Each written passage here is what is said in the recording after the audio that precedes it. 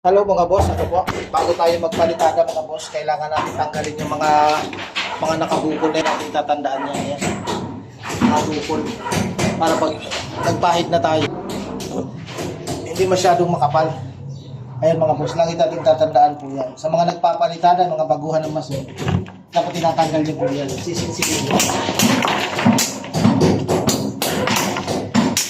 Kaya po ito ganito mga boss. Ano po kasi, palitada na ito dati, luma na. Kung magpatong yung maso, kung magpatong dito, lima lang ginayot. Kaya, ang gagawin nyo po mga boss, kung nag-asintada kayo, lalo na kung may palitada, may ganito na, may palitada na dati, dapat naka-adjust man lang kayo kahit 2 cm o kayo 1 cm galing doon sa finishing, ano po. Lagi po natin tandaan yung mga boss kasi kapag hindi kayo nag-adjust o pinasok dito sa kabila, pag naka-usli yan, pag nagpalitada kayo, usli na dito sa luma. Ano po? Kaya dapat hindi siya nakapantay sa luma, yung bago.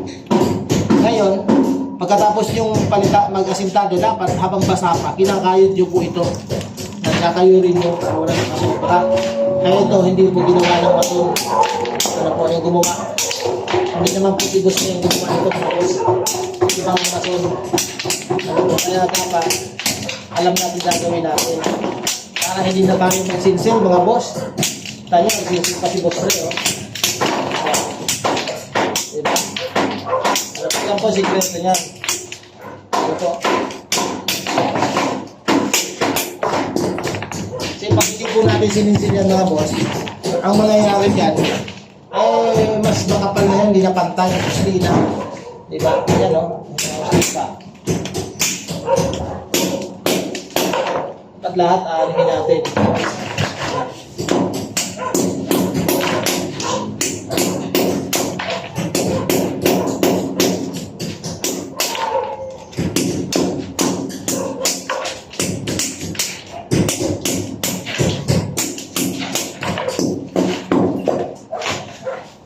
Ayan, halos pantay na mga boss.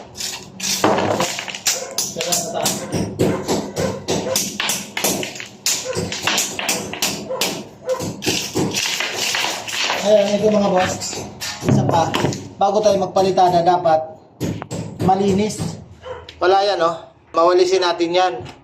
Para yung malalaglag nating halo, magagamit pa natin sa palitada. Ano po? Ayan lang po. Ay, nakita nyo po ito. Ayan, may mga sisinsilin pa, oh. O, bukol. Kaya, sisinsilin pa natin yan, mga boss. Ayan. Tapos, magwawalis tayo. Yan tayo, walis, ting-ting.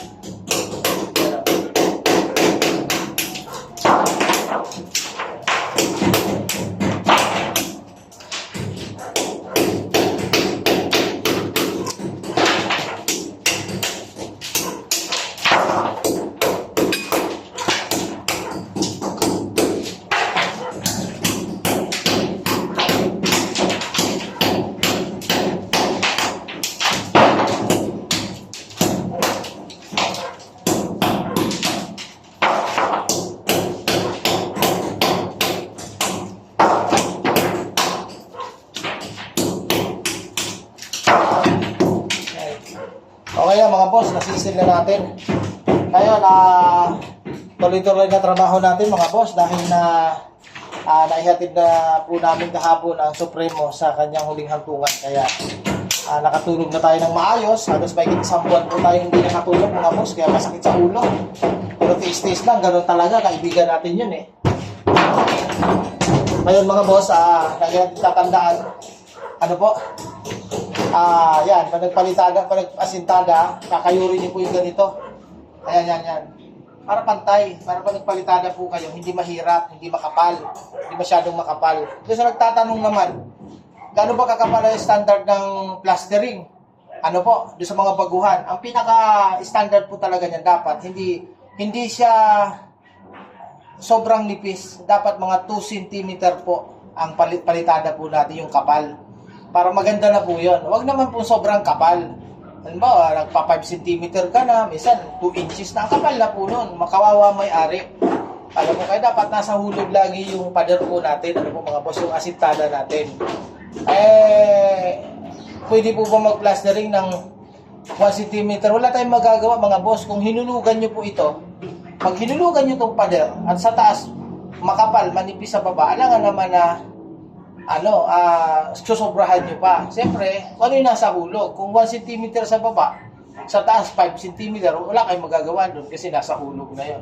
Pero maganda, sa pader pa lang nasa hulog na mga boss. Okay?